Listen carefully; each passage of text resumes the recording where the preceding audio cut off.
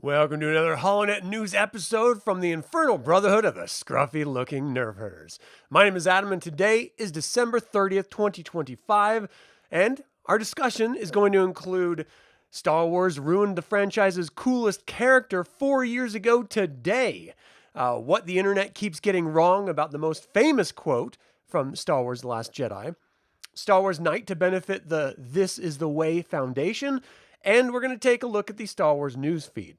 So, strap yourselves in, get yourself some blue milk, because here we go. HoloNet News.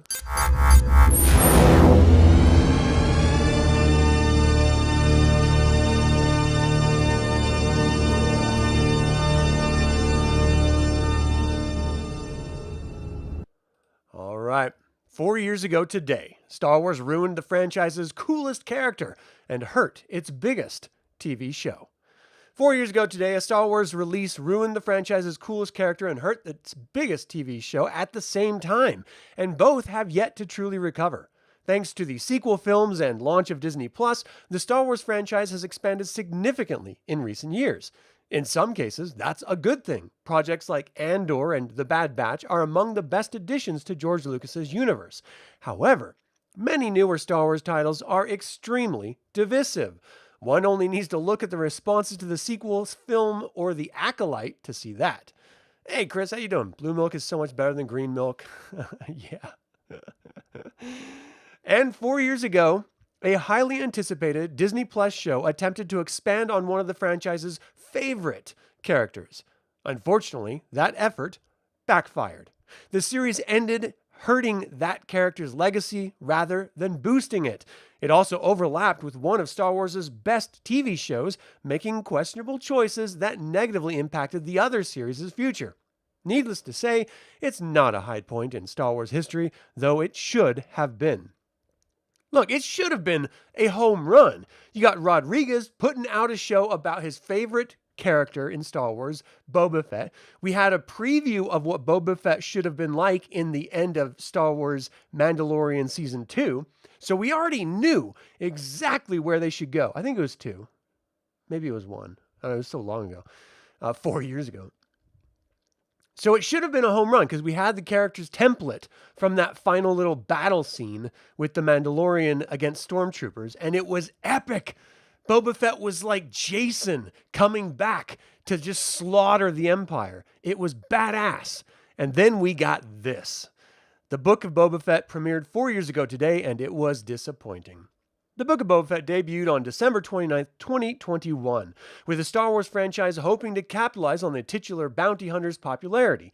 Boba Fett's first on-screen appearance was technically in 1978's Star Wars Holiday Special, but fans really began to rally behind him after his role in The Empire Strikes Back. Even with limited screen time, it was clear that the character was a badass, and he was just mysterious enough to leave viewers intrigued, making his fall into the Sarlacc pit during Return of the Jedi that much more disappointing. He received deeper explorations in comics and novels, however, as well as an appearance as a child in Attack of the Clones. His biggest return in live action didn't happen until The Mandalorian, though, which brought in Tamora Morrison to breathe new life into the character. After revealing that his fall in Return of the Jedi didn't kill him, the series saw him helping Din Djarin and Grogu and exploring his connections to Mandalore. There was excitement surrounding his return, prompting his own series, but it quickly proved disappointing. There were a lot of issues with the Book of Boba Fett, but its larger impact on the franchise overshadowed any individual criticisms of the show. Most unforgivably, it ruined a previously great character. Now look, there was a lot of individual elements that I loved about the Book of Boba Fett. But the story, the acting was not good.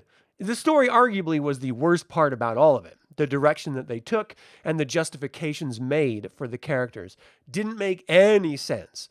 But there were elements. Boba Fett riding a fucking Rancor? Yes, please. That was badass. That bounty hunter Wookiee that faced off against Boba Fett a couple times and ended up being like his buddy in the end or something. I loved that Wookiee. I thought he was great. I really liked the Sand People's lizard nose drug. Look, I'm a Gen Xer from the 70s, 80s, and 90s. Drugs are kind of my thing.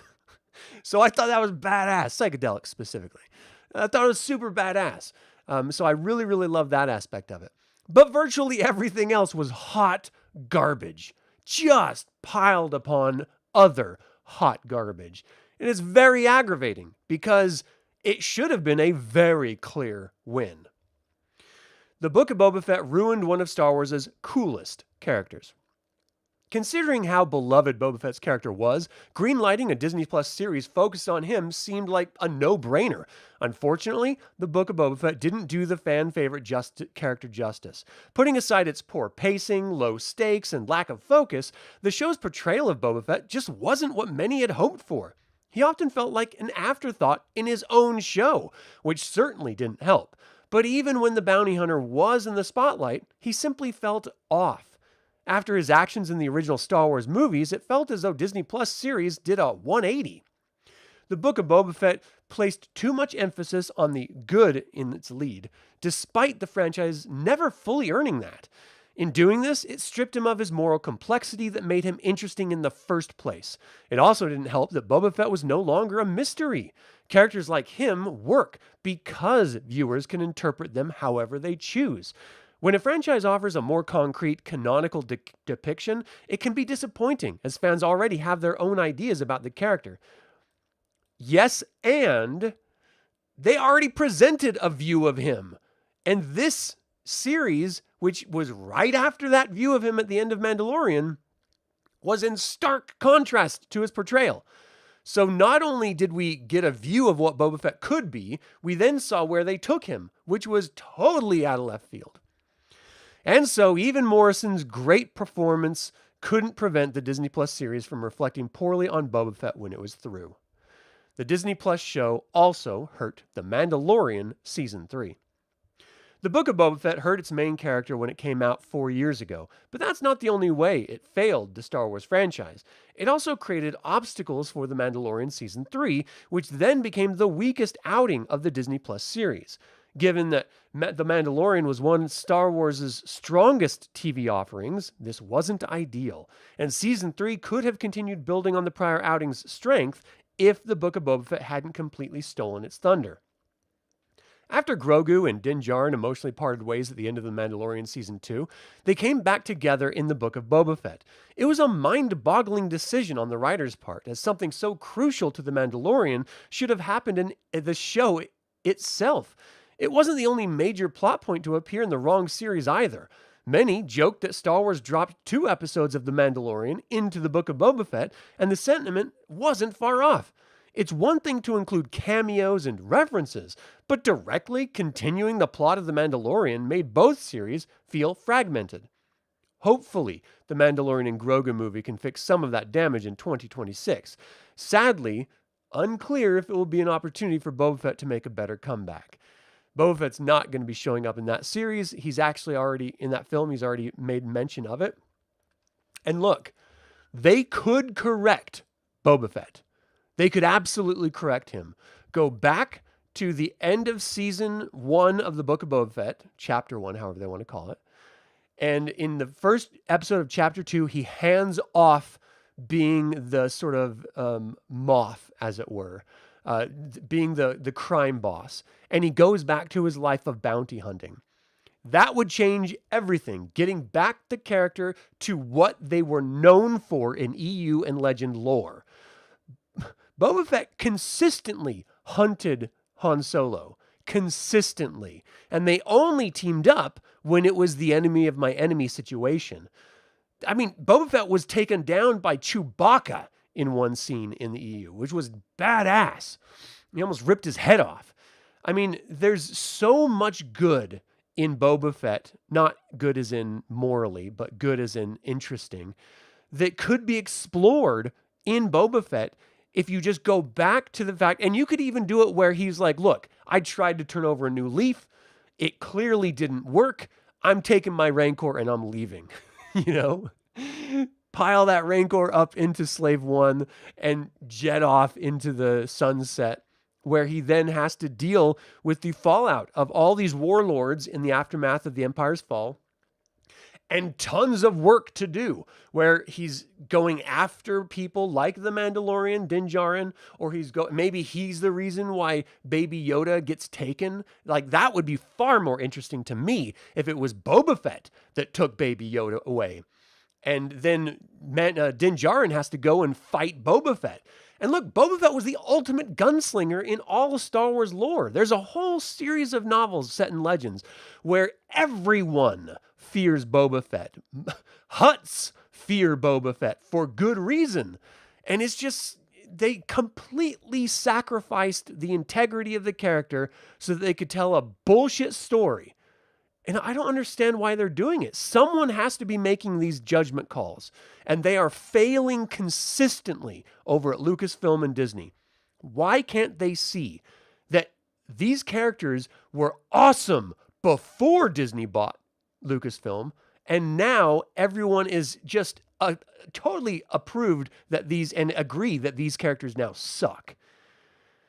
It doesn't make any sense. And all of their desire to completely rewrite Legends into their own new version of canon, replacing Luke Skywalker with Rey Palpatine, and then presenting her as like the person to rebuild the Jedi, she's never earned that right.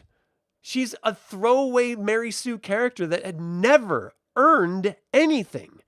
No one cares about her. The only people that care about her don't actually like Star Wars. They just like the character. And that's not the same thing. It's very, very frustrating. So you couldn't agree with this article more. Making Boba Fett a generic, lame good guy was a horrible decision. You like the aspect of Boba Fett training with the Sand People and riding the Rancor, but everything other than that was awful.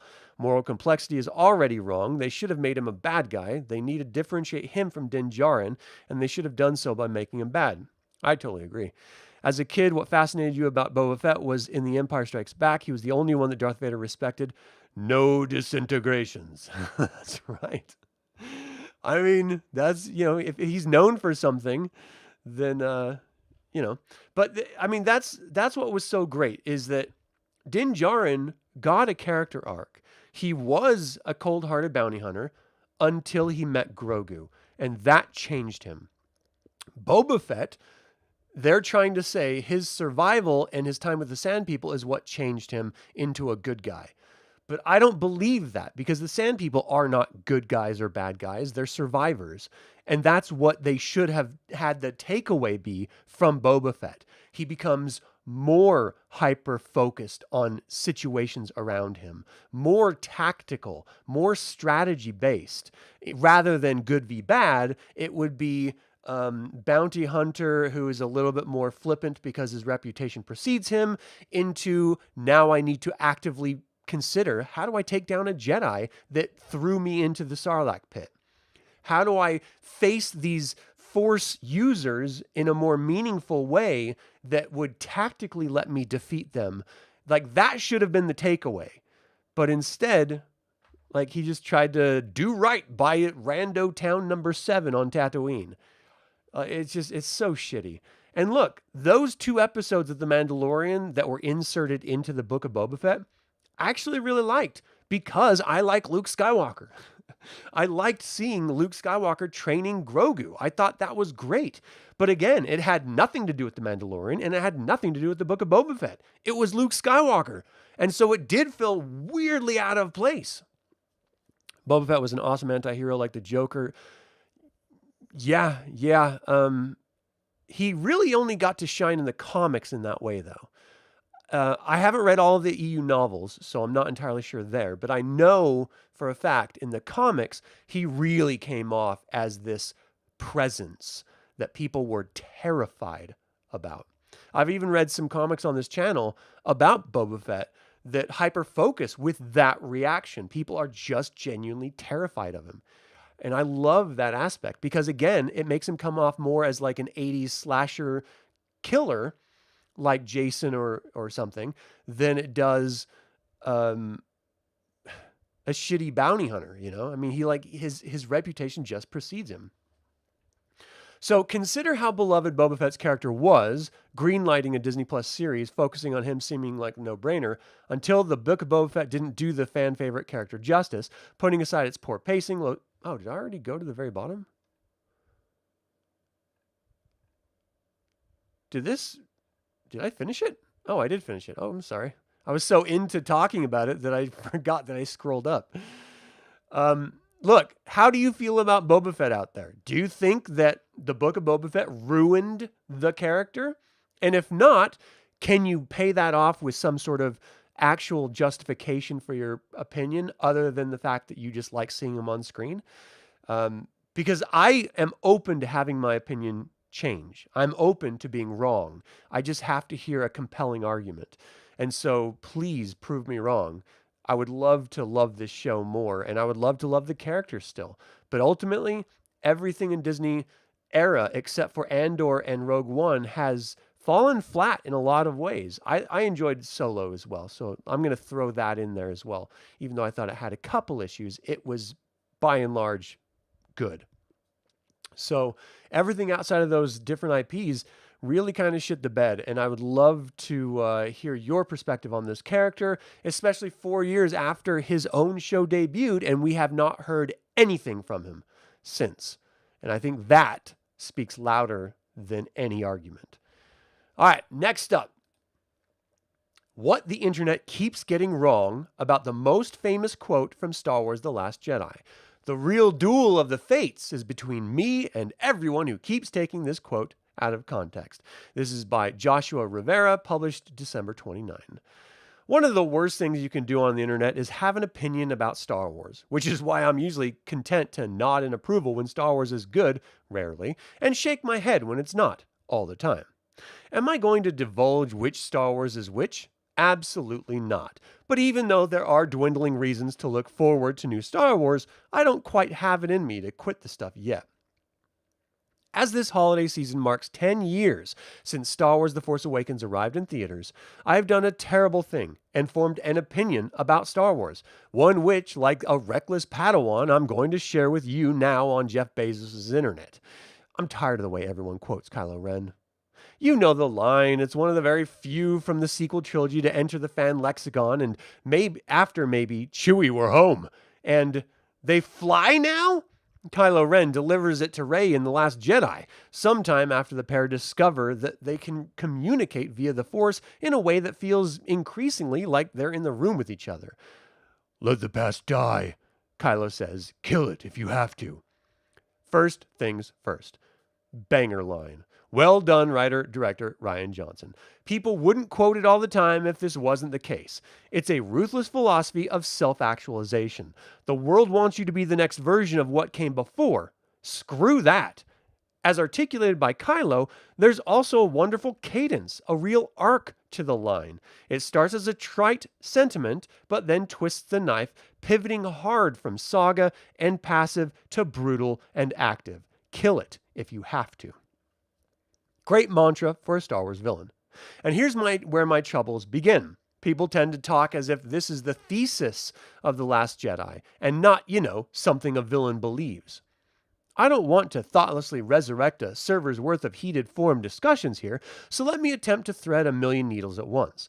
I think an interesting thing happens when people bring up this quote, one that happens all the time in conversations about Star Wars, but happens in a very pronounced way when it comes to this Kylo Ren line.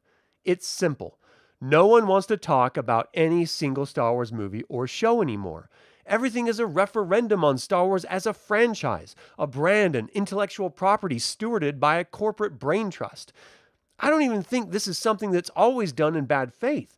James Whitbrook, one of the kind souls who edits Kotaku's sister site Gizmodo, wrote a consideration of the quote in 2018 that demonstrates the many ways it can be applied.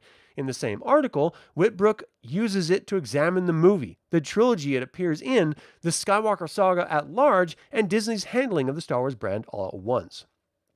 This, to me, is far too big a burden to place on any one quote, especially when it's not a bombshell of the I'm your father variety. And Adam Driver's toss-off delivery of nobody during The Last Jedi's climax has more heft, and that's a whole other debate we will not be having here.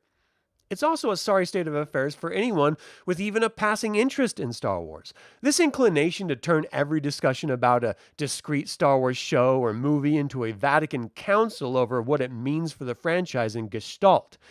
Star Wars fandom was this way long before the MCU ever existed. Fans of pre-internet pop culture really had to keep all this stuff in their heads or share it in fanzines, where opinions were really sorted out.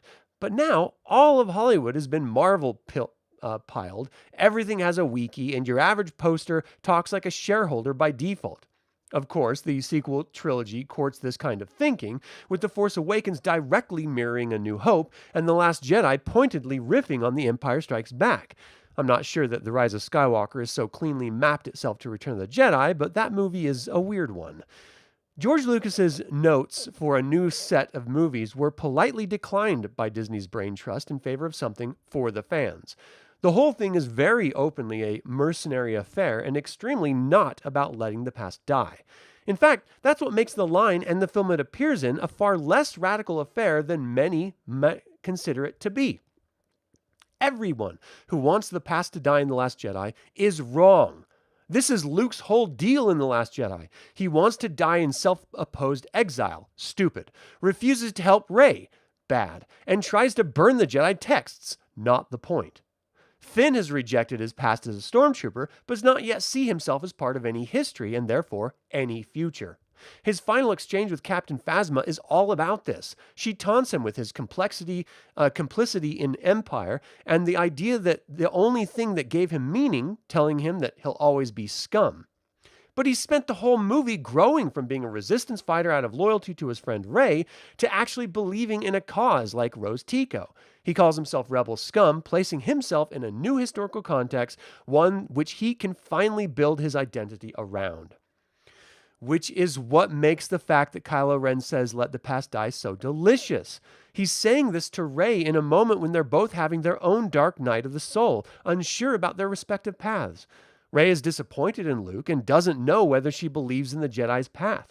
Kylo and his manipulative new mentor, Supreme Leader Snoke, notes at the start of the film is shattered from his act of patricide in the prior film. Kylo, in his moment, is trying to convince himself that he did the right thing, that it made him a bigger, badder Sith worthy of succeeding Darth Vader. He can't do it, though, so he spends the whole film trying to convince Rey that he's right, instead begging her to join him after the brief truce in the throne room with a totally loathsome, pathetic please. The Last Jedi is overwhelmingly concerned with the past and how we ought to regard it. The next thing Kylo says after "kill it if you have to" is, "That's the only way to become what we're meant to be." It bears repeating. Every character that experiences growth in this movie becomes what they're meaning to be by coming to terms with the past and then moving forward. Luke has a non-corporeal standoff with Kylo Ren because this is the sort of thing a mythic hero would do, and the sort of legend about himself he started the film with contempt for. But in his time with Rey and grappling with his failure training Kylo Ren, he comes to recognize the hubris of the saga all around like Luke Skywalker, the Jedi hero. Instead, he must become Luke Skywalker, the inspiration, as Obi-Wan once did for him. Stop gazing at the setting sun himself and let a new generation seize the horizon. Oh, look, I did the thing I was just complaining about, slipping from analyzing a movie to analyzing a franchise. It is, in fact, a little silly that Star Wars holds the place in our culture that it does, that I can rattle off scenes in a piece like this while doing very little to set them up, safe in the assumption that most will know what I'm talking about, that I can armchair quarterback its management, and that those who read my analysis will also feel informed enough to deem it sharp or ruinous. The Ouroboros of these movies' considerations of their own fictional history and of fans constantly arguing over that history is all just a distraction from the kind of conversations you could be having if you just, like Yoda noted, paid attention to what's in front of you, in front of your damn nose. A clever thing about The Last Jedi in retrospect is how its scenes in which Yoda shows up to teach Luke one last lesson effectively mirror how the movie was received. Luke, having a little tantrum after Rey leaves, goes to burn down the ancient tree holding the sacred Jedi texts, ready to prove he meant it when he said it was the time for the Jedi to end. Yoda calls his bluff, to Luke's horror, conjuring a bolt of lightning and burning the tree down himself. Yoda, of course, knows that the texts are not there. Rey has them on the Falcon, something the viewer does not see until the film's final moments. But he needs Luke to think they're gone, so young Skywalker can, for once, soberly think about the folly of his time on the island and the selfishness of his desire to bury the past. Luke made the mistake many teachers make, which is to consider his failure shameful and not something worth passing on, to teach those who came after. We are what they grow beyond, the little green alien warbles in a line I wish was quoted as often as Kylo's. Kylo Ren's philosophy in The Last Jedi is an adolescent one, angry at the world and his family, arrogant in the belief that he's first to chafe against history. You can kill the past, but that's also a refusal to learn from it and to guarantee you will repeat its worst moments. It's far better to make peace with it. The Last Jedi very much functioned like the lightning bolt that seemed to burn down everything fans hold dear about Star Wars. But it's also just the sly trick of a clever storyteller. Whoa, whoa, whoa, whoa, whoa, whoa, whoa.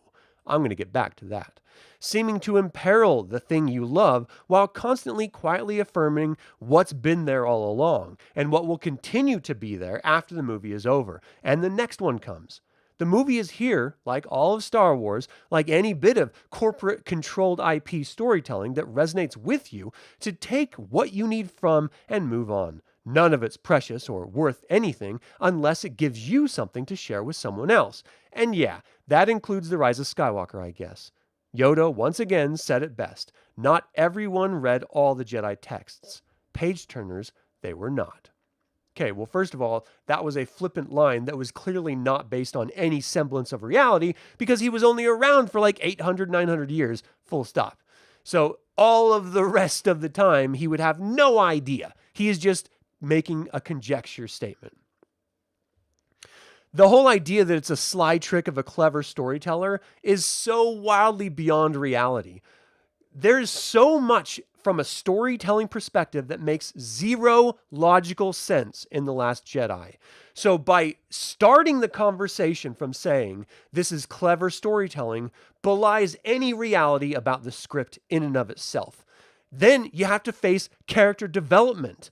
And there was none. Rey starts off The Last Jedi where she ended. Kylo starts off The Last Jedi where he ended, as a whiny bitch who just turns against one teacher, his father, Luke Skywalker, Snoke, to the other. He doesn't actually learn anything from anyone. He's just repeating the same stupid mistakes.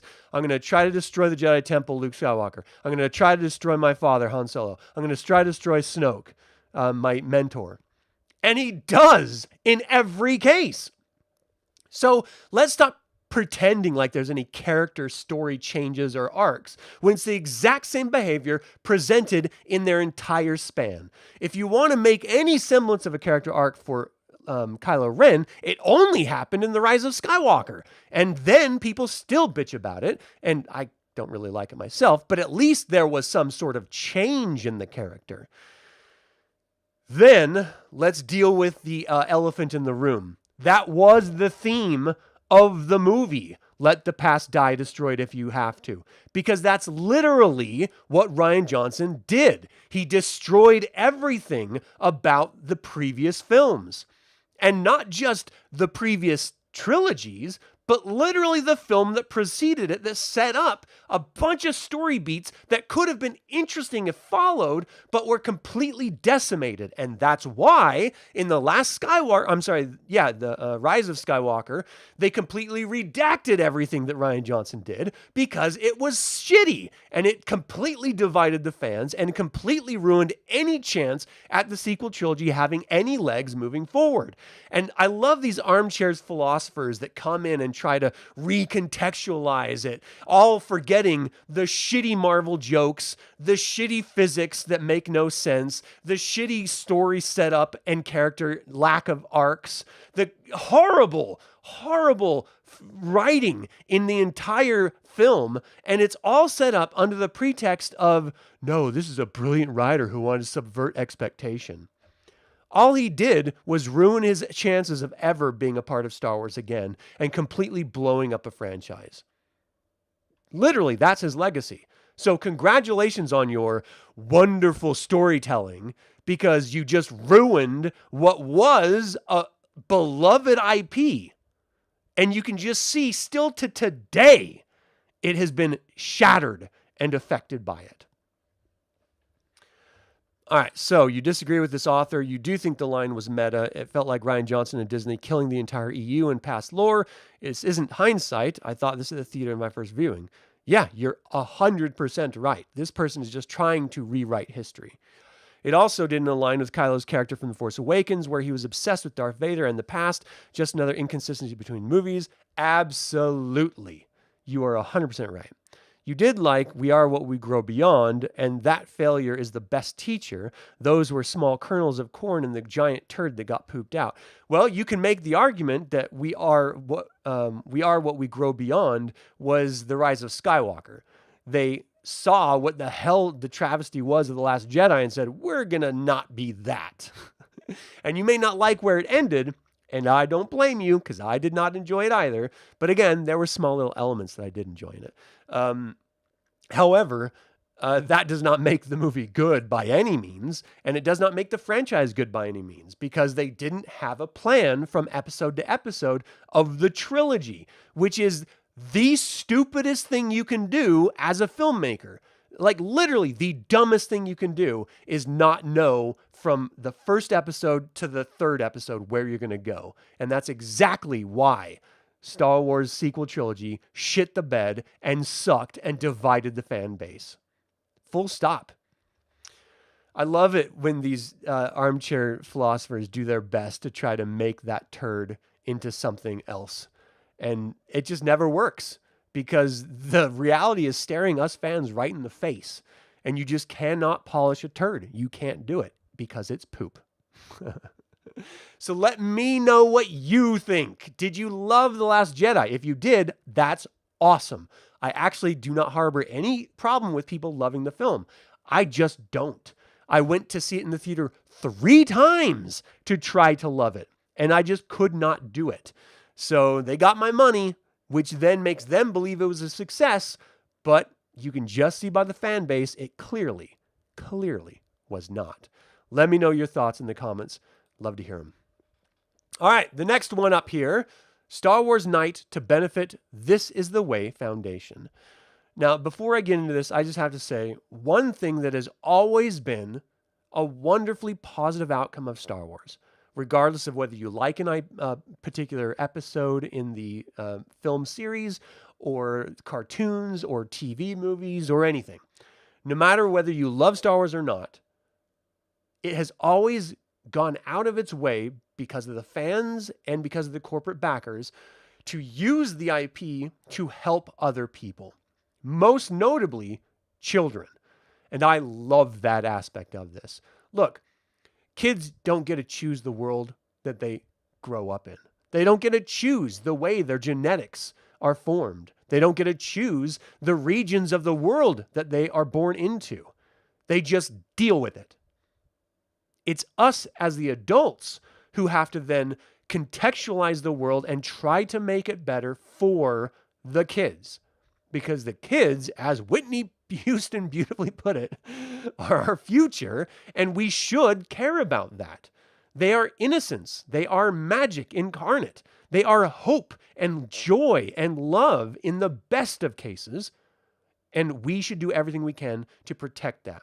And when they fall ill or when trouble comes upon them, the best of us step up and try to help them in some way because they deserve the opportunity. Adults, you had your chance. You fucked it up. Get the fuck out of the way. Go ahead and die. I don't care. Kids haven't had that opportunity yet. And we should give them everything we can in order to give them that opportunity of being better than us. So that's why I love all of these nonprofit foundations and stuff, especially when it's involved with Star Wars. And regardless of the form it takes, I will always be behind it and really appreciate it. Sioux Falls, South Dakota, though, through auction or raffle, the Sioux Falls Stampede literally gives fans the jersey off a player's back, with each giveaway benefiting a cause. During the days leading up to Christmas 2023, Sioux Falls Stampede players made a special delivery to a young boy battling cancer. The gift was a Star Wars-themed jersey for Spencer Thorelson, Thorsland, a soon-to-be teenager who was a big Mandalorian fan.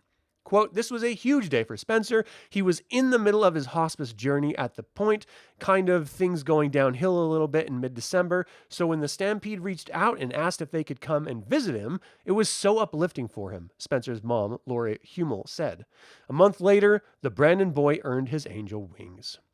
Today, Spencer's mom, Lori Hummel, is building a scholarship fund for high school seniors entering the medical field with the This Is the Way Foundation. Quote, "Spencer worked a lot with medical professionals, obviously through his journey, and he started the dream of wanting to become a surgeon. And so, in his honor, we want to help others get into that field," Hummel says. Hummel says the foundation is 25% of the way to its $100,000 goal, and the Stampede are back to earn another assist with Star Wars Night. It just speaks Spencer. So to be able to be involved in this particular night is really, really special for our family and for our foundation, Hummel said. To know what he was going through and the attitude on life he had and how positive he is, I think a lot of people could learn from Spencer, myself included, Stampede President Jim Orlander said. The players will wear specialty jerseys to be auctioned off with proceeds to benefit the This Is the Way Foundation and the future of medicine.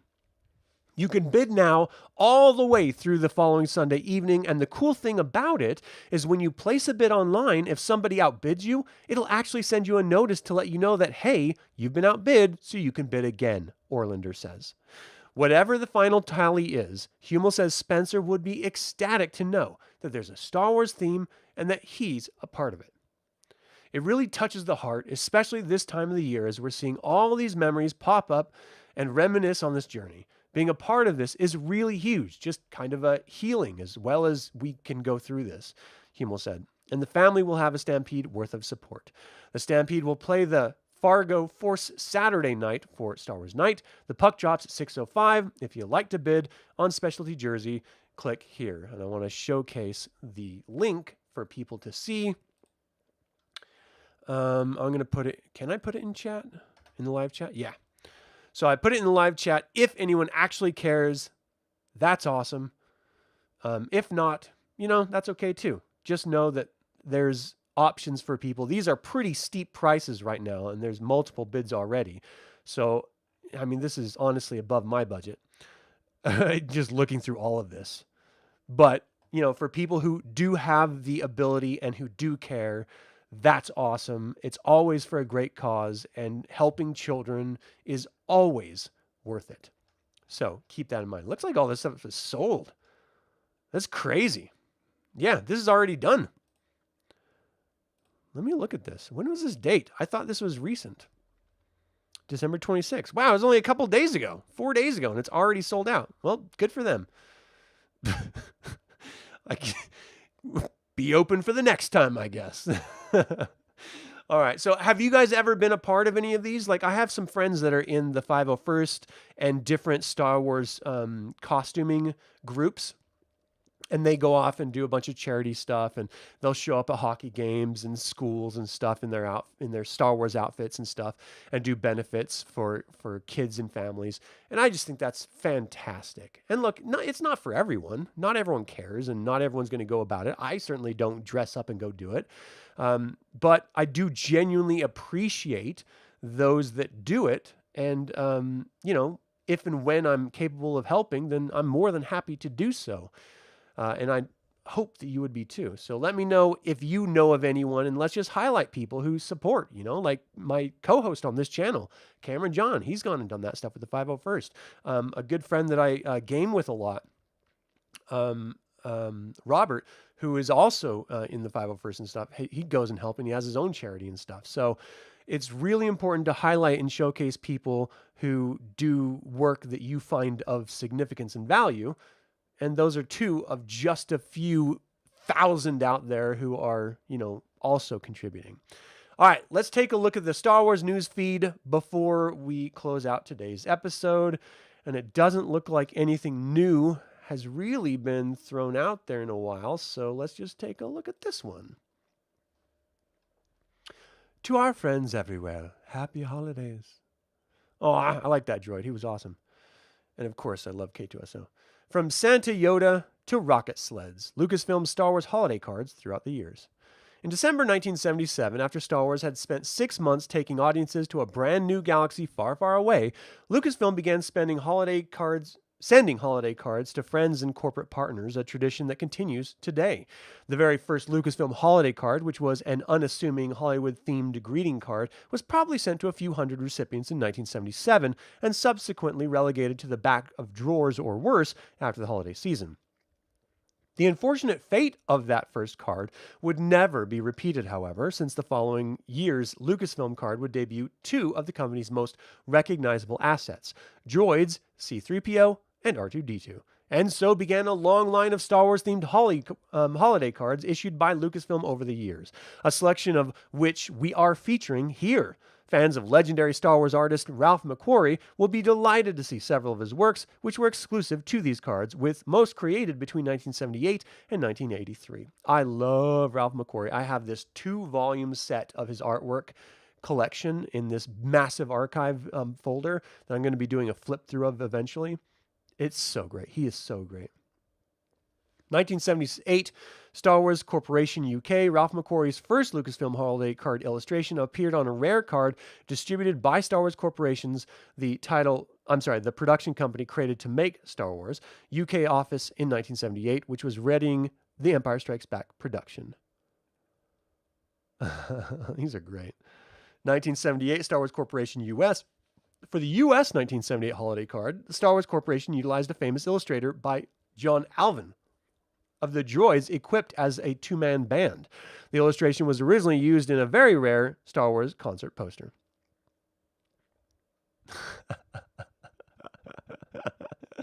1979, Lucasfilm R2-D2 and C-3PO shed the musical instruments of 1978 to don more holiday-appropriate garb for the 1979 Lucasfilm holiday card, illustrated by Ralph McQuarrie. That is hilarious. Hilarious. In 1980, Lucasfilm McQuarrie's artwork for Lucasfilm's 1980 holiday card was also the cover illustration for the only Star Wars Christmas album to date, Christmas in the Stars. I regret to say I've never heard this, so I'm going to put it in my list. And it is. Is this the right one? No, this is 2024. Oh. I was looking at Apple Music. All right, I'm going to have to find that somewhere. 1981, Lucasfilm. McQuarrie's Santa Yoda actually appeared in 2 different holiday cards from Lucasfilm in 1981, one blue and one white, giving collectors an extra variant to hunt down. The illustration was resurrected again for the company's 2012 card, making 3 variations to find. Yoda, you seek Yoda. 1982, Lucasfilm. This McQuarrie-designed card from 1982 depicts Yoda readying his sleigh, complete with California vanity plate. I love that. Oh, yeah. 1983 Lucasfilm. Ewoks are the obvious choice to front the 1983 holiday card, as many toy versions of them would be given as gifts to younger fans that year. Art by Ralph McQuarrie. I had the Ewok treehouse set as a young kid, and I had the little shaman, the gray-colored shaman with his little stick. He was awesome. I had Wicket, and then it had like all sorts of little interactable little items, including the net that you could capture your toys in. Oh, it was so cool. 1994, Lucasfilm. Jumping ahead over a decade to 1994, McQuarrie imagined a festive Jawa gift exchange on Tatooine. That's so cool. That's very McQuarrie looking. So is this. 1995, LucasArts. The Death Star gets ornamental in this card from LucasArts in 1995 by Peter Chan and Daniel Cullen Jr. Great job. 1999, Lucas Digital. Jar Jar is tongue-lashed for 1999's inspired fold-out card by Warren Fu and Mark Malabuyo. I don't like this one as much. Oh, wow. 2000, Lucas Learning. Padme's dress doubles as a holiday tree in this stunning card from Lucas Learning, created by Marin Ruiz. That's fun. I'm not a big fan, but it's fun. 2000, Lucasfilm. Kids on sleds are in for a ride of their lives. They're going to get fucked up. And this whimsical card from the 2000 created by Catherine Atoshi, Philip Metchen, and Angela Ursillo. Yes, yes, yes, yes, yes. 2005 Jack Films, the wonderful take on Edward Hopper's Nighthawks. I love this. Was done, first of all, this was a wonderful cover for arguably one of Sinatra's best albums ever, but a take on it. But yeah, this is a brilliant, brilliant piece. Was done by concept designers Eric Tiemens and Ryan Church for Lucasfilm Jack Films, the production company set up to create the Star Wars prequels. Oh, that's fun. 2009 Lucasfilm. The 2009 Lucasfilm holiday greeting card, which dons a festive Clone Wars theme, was designed by artists Harrison Parker and Kelly Smith. 2011 Lucasfilm Job of the Snowman was the subject of 2011's holiday card by Devin Cutler, which visually delivers in its warm, wishing sentiments. Oh, yeah! Bounty Hunters! Hell yeah! 2013 Lucasfilm ILM artist Tyler Scarlett designed this troupe of caroling bounty hunters, taking some creative liberty, devising mouths for some of its vocally challenged members. That's fun. Oh, yeah, this is my style. This is great. This is traditional holiday right here. Like Look magazine or Time magazine from back in the day. 2015 Lucasfilm Animation. The stylized illustration of Ezra and Zeb from Star Wars Rebels was designed by Lucasfilm animators J.P. Balmet, and it's reminiscent of the iconic covers for the Saturday Evening Post. Or that. Oh, that's great. Look at that. It's fold out. 2016 Lucasfilm ILM concept artist Doug Ching created this stunning pop-up illustration of K2SO, R2D2, and BB-8 for Lucasfilm's 2016 holiday card. That's great. 2017 Lucasfilm's Hez Chorba designed this holiday card for 2017, which depicts Rey and Kylo Ren on opposite sides of a tree illuminated from within by a tea light. Not a big fan of this either. 2018 Lucasfilm from 2018, Hez Chorba created a fold-out holiday card containing 3 punch-out ornaments, each with characters from one of the 3 Star Wars trilogies, formatted, rearranged here for presentation. 2019 provided the last of the physical Lucasfilm holiday cards for now, and designer Hez Chorba created a wonderful pop-up Yoda fountain card to finish out the year. The card is photographed here in Lucasfilm's San Francisco lobby. That's great. 2020 Lucasfilm artist Christian Alsman created a whimsical digital card of Din Djarin and Grogu dashing through the snow on a rocket sled for Lucasfilm's 2020 holiday. 2021 Lucasfilm to create Lucasfilm's 50th anniversary and to also highlight some of the company's productions to come, artist Amy Beth Christensen created a digital card from various Lucasfilm characters, including Indiana Jones, Ahsoka, Willow, Omega, Grogu, Cassian Andor, and others. Hell yeah. That's fun. 2021 ILM, after an in-house competition to design ILM's digital holiday card for 2021, 3 separate submissions were selected for ILM employees to send out to friends and corporate partners. Winning artists included, left to right, Kiko Teo, ILM Sydney, Sabi Menier, ILM London, and Zhang Lin, ILM London. That's great. 2020 ILM, for ILM's 2020 digital holiday card, artist Jeremy Schmidt delivered this winning design of BB-8 and his snowy counterpart in ILM employee competition to create the company's holiday card. That's great. Oh, I like that too. 2022 Lucasfilm, the 2022 digital Lucasfilm holiday card, which depicts a Jell-O-toting Darth Vader being warmly welcomed by Obi-Wan, Ahsoka, Yoda, R2, and others, was created by ILM's Aaron McBride. 2023 Lucasfilm, to celebrate the holidays and commemorate 3 of Lucasfilm's 2023 productions, artist Christian Alsman crafted a charming illustration depicting Grogu and some workshop and Zellans, putting the final touches on dolls of Ahsoka, Indiana Jones, and Mandalorian. Chopper makes a guest appearance in the background. That's fun. 2023 ILM, the characters from The Mandalorian's 3rd season figured prominently in ILM's holiday card art for 2023 by ILM London's Sabi Menier. Ooh, that's nice. 2024 Lucasfilm artist Chelsea Castro from Island, Vancouver captured an iconic Yoda fountain bathed in the light of December moon for Lucasfilm's 2024 holiday card. Ooh. 2024 ILM Vancouver's Chelsea Castro also created the official ILM holiday card art for 2024, depicting a postcard image of Maz Kanata's castle on Takodana during a wintry sunset, right before the holiday lights turn on, according to the artist. I really like this. This is great. 2025 Lucasfilm Andor's K2SO and B2EMO deliver holiday greetings to our friends everywhere for 2025 Lucasfilm's holiday card by Logan Christ of ILM Art Production. Note Cassian's untimely cameo in the background. 2025 ILM, a festive ornament filled with X-Wings, was sent for ILM's 50th anniversary holiday greetings in 2025. Artwork by Emily Bland from ILM London's art department. Happy holidays to everyone from your friends at Lucasfilm. All right. Did you have any favorites? Yeah, I'm surprised they don't have. I mean, there's clearly licensed Star Wars holiday cards still. So I wonder why they didn't do their own. They seem to be, they'd be good gifts, I would imagine. But yeah, what are you going to do? All right, that is it for this Star Wars news deck. Wow.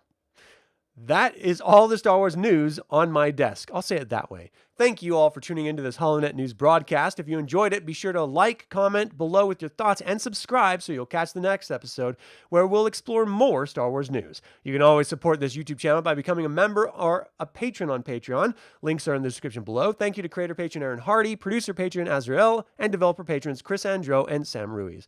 Thank you for watching. Until next time, my fellow scruffy-looking Nerf Herders, may the Force be with you.